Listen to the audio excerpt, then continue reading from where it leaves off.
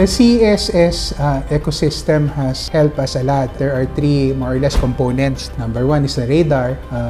In terms of the report, it is faster. It simplifies everything. You get the computation, we get the pictures. So we know the damages on the ground. There is also the school watching app, and there is the BERT, wherein the students can actually, they themselves are the ones who identify the hazard. Ang Radar app ay may complete na features na ang lahat na data na kailangan mong isubmit ay nandun na talaga sa Radar. At pagkatapos na ma-submit ay makita na doon sa national yung mga update kung ano talaga ang nangyari, kung ano yung kailangan sa school. Yung Radar app, kung i-rate ko siya 1 to 5, talagang 5 siya, sir, yung excellence.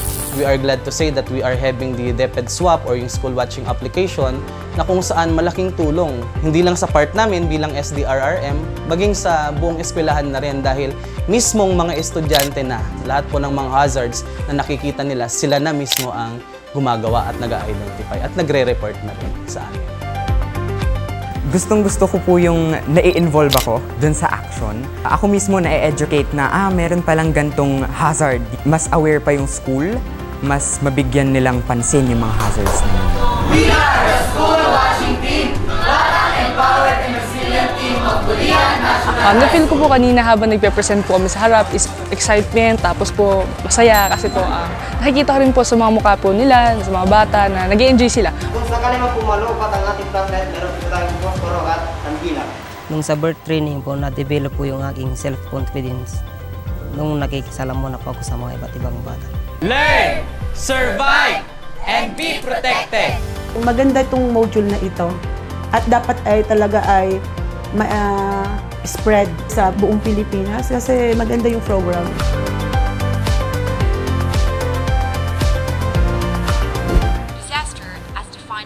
Yung e-modules natin, jump-packed siya pagdating sa DRRM. So, malalaman din natin kung ano yung mga different hazards na pwede nating paghandaan. User-friendly yung e-modules natin, madali siyang intindihin.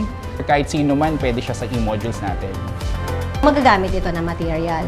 Kasi kompleto siya eh. Lahat ng topics na kailangan i-discuss sa DRR nandito na. Langgayin ko pagka-atake niya. Kumbaga, spiral strategy from simple to complex. It's very informative and very suitable, very systematic sa approach ko program ko e-modules. If I am going to rate the developer of the e-modules, I am going to give it 100% salute.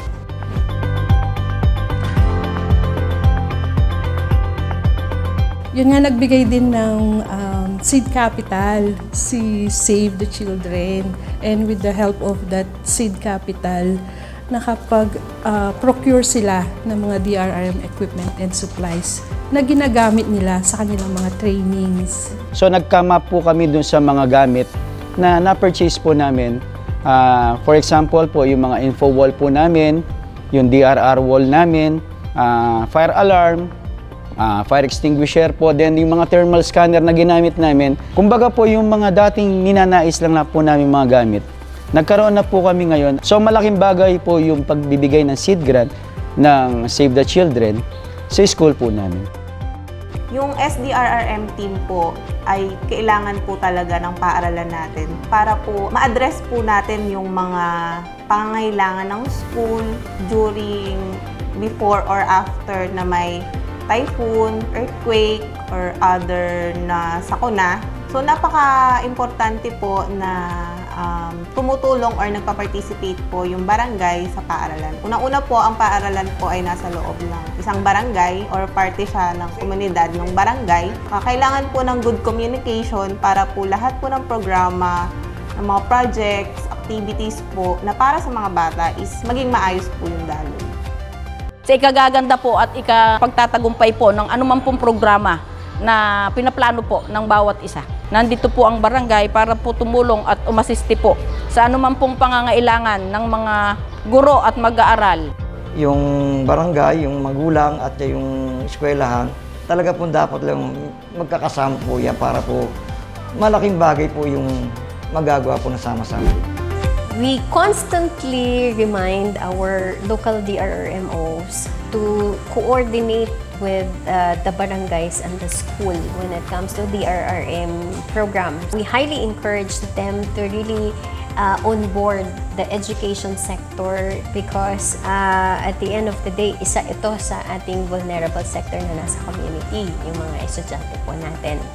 And one of the strategies is that to support when it comes to capacity building, formation, education, communication programs on the DRRM, involved po ang ating mga paaralan.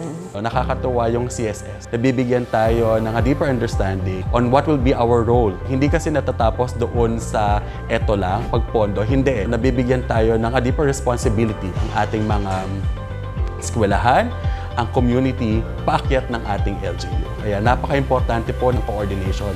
Ang collaboration sa LGU ay kailangan mas paigtingin between the DepEd and the local government unit. The more we can enable people to be self-dependable, self-resilient, community, individual, family level, the better we're going to be.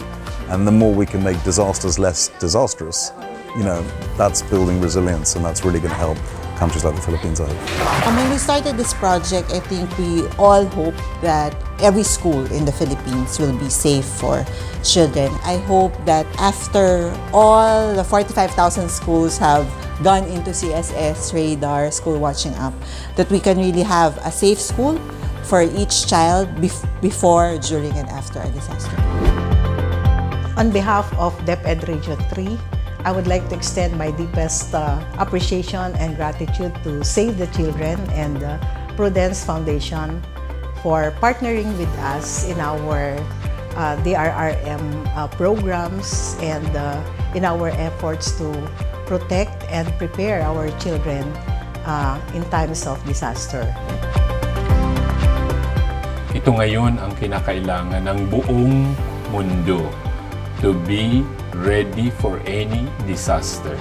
Maraming salamat sa program na to. Hindi to mawawala sa puso at isip ng tao. Because this is what we need today.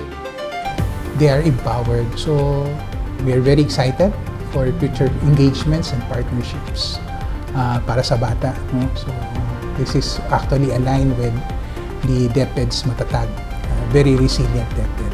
The entire CSS is a great help, and we're very thankful for that. We are looking forward that these lifelong learners, these children, can be a core of volunteers for disasters in the years to come in their community. Learn, survive!